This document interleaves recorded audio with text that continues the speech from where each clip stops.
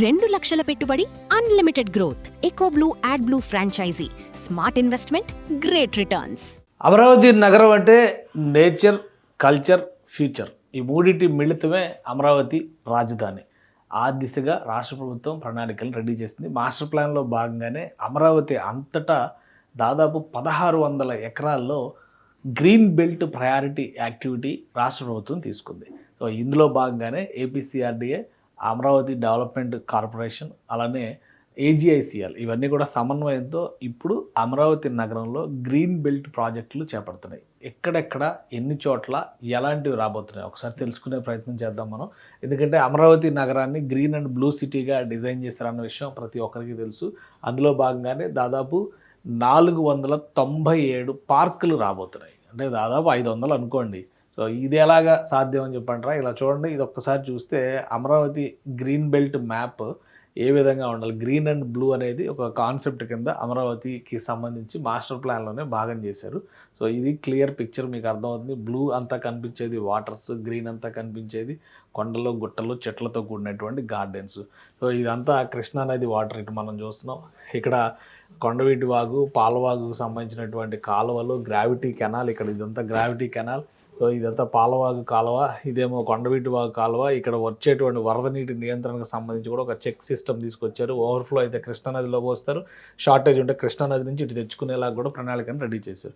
Already Vijayawada, Krishna, Guntur జిల్లాల్లో మనం పరిస్థితులు చూస్తే కనుక ఎక్కడ చూసినా కాలువలు, పంట కాలువలు, సహజ సిద్ధంగా ఏర్పడినటువంటి నీటి కొలనులు, అంటే బుడమేరు లాంటి ఏర్లు, ఇట్లాంటివన్నీ కూడా కనిపిస్తాయి. సో ఇప్పుడు ఈ గ్రీన్ అండ్ బ్లూ కాంబినేషన్ని మరింత పరిపూర్ణం చేసేందుకు రాష్ట్ర ప్రభుత్వం restricted green belt development plans అనేవి మాస్టర్ ప్లాన్లో ఇంక్లూడ్ చేసింది. అందులో భాగంగానే దాదాపుగా 500 పార్కుల్ని డెవలప్ చేయబోతున్నారు. వీటి ప్రణాళికని రెడీ చేసుకున్నారు. 1600 ఎకరాల వరకు భూమిని ఉపయోగిస్తారు. ఇప్పుడు ఉన్నటువంటి సిటీలో దాదాపుగా 30% దీనిలోకే వస్తుందన్నమాట.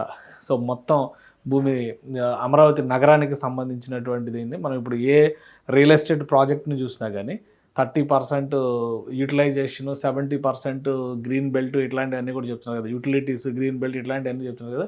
సో అమరావతిలో 30% of the city dedicated to green protected area అనమాట. పచ్చదనంతో మాత్రం ఉండేటువంటి ప్రాంతం. దాదాపుగా 15,000 నుంచి 16,000 ఎకరాల వరకు ఈ 30% అంటే మొత్తం గ్రీన్ బెల్ట్ మీదే ఉంటాయి. అందులో కొండలు వస్తాయి, గుట్టలు వస్తాయి.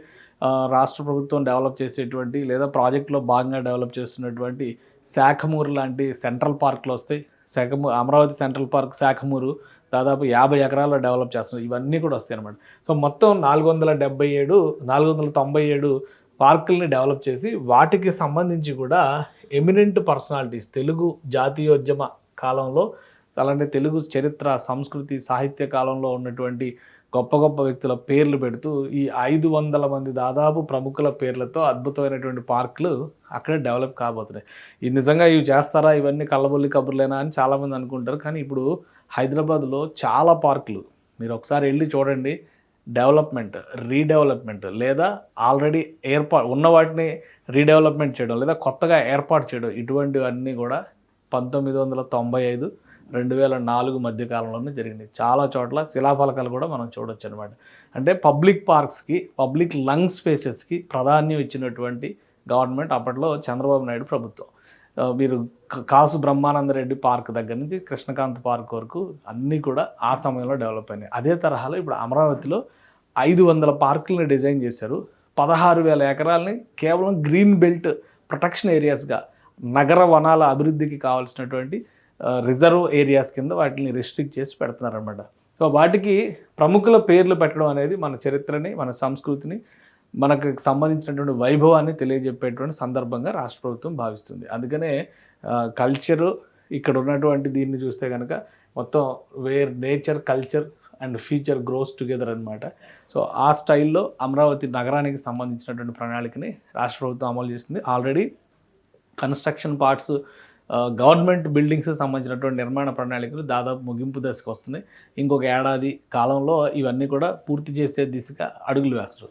ఈ ఏడాది కాలంలో గ్రీన్ బెల్ట్ ఏదైతే బ్లూ ఏరియాస్ డెవలప్ చేయాలనుకున్నారో వాటిని కూడా ప్యారలల్గా డెవలప్మెంట్ యాక్టివిటీస్ తీసుకుంటారు. అంటే 2027-28 నాటికి అసలైన విజిబుల్ గ్రీన్ బ్లూ సిటీని అమరావతిలో మనం చూడడానికి అవకాశం ఏర్పడుతుంది. పైగా చారిత్రక వైభవాన్ని చాటి చెప్పేటువంటి మహనీయుల పేర్లతో అక్కడ ఈ పార్కులు కనుక ఏర్పాటైతే ఎప్పటికీ భావితరాలు గుర్తుపెట్టుకునేటువంటి వేదికలుగా ఇవి మారిపోతాయి.